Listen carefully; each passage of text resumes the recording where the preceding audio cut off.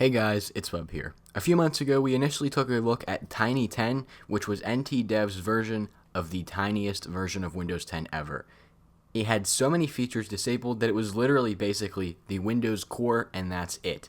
It was meant to run on older systems, but we installed it on a physical machine and it didn't have network drivers and it was almost impossible to install network drivers. Recently, about last month, NTDEV has released an updated version of Tiny10. This version being Tiny10 21H2 64-bit. The original version of Tiny10, I don't remember if it was 64 or 32-bit, but I believe it was on version 1809 or 1709. It was on an older version of Windows 10 Enterprise LTSC. So this one is on 21H2, it's 64-bit, and today we're going to take a look at it and see how well it runs, how it compares, if there's any glitches that are fixed, and just if 21H2 is a better lightweight option than the initial version. Because I know that since the initial version, the DWM has been updated, and it's way more resource intensive, so let's get into it. So this just looks like the typical Windows installer, the same installer that we've seen since Windows 8. I really feel like they need to update this. It's getting old. And we are now installing. I believe the virtual drive should be an NVMe. So yeah, it is going pretty fast. So I'll see you in a little bit. And here we are. So this should just be the typical Windows 10 setup, except with, some things removed. I know that the out-of-box experience was modified in the last version of Tiny10. Yeah, it's been a while since I've ran through the Windows 10 setup because I've been using Windows 11 for everything. So we do get the option to sign in with a Microsoft account.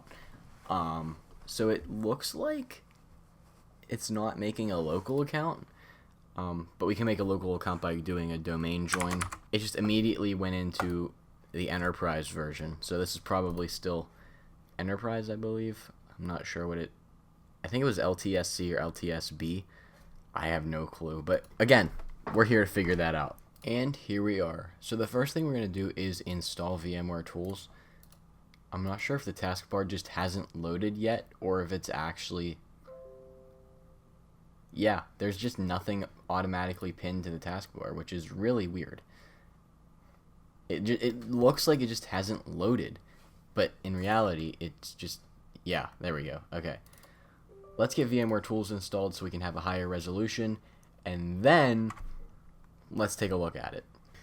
Alright, and now that VMware Tools is installed, the first thing I want to see is, I clicked the wrong button, I want to see how much space this is actually taking up, because the DWM is different.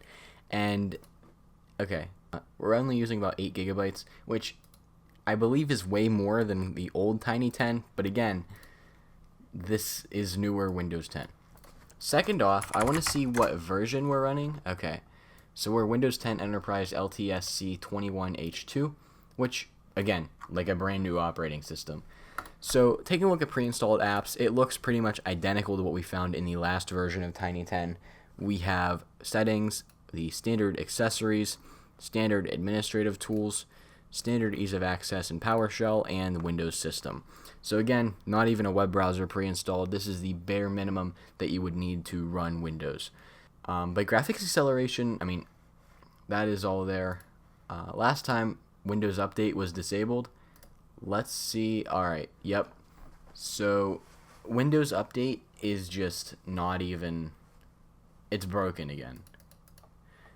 Which obviously I know that they did this on purpose. The System Performance and Task Manager.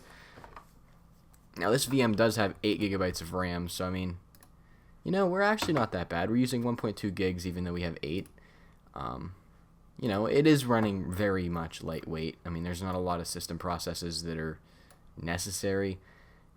I feel like this one would be way more usable than the other one.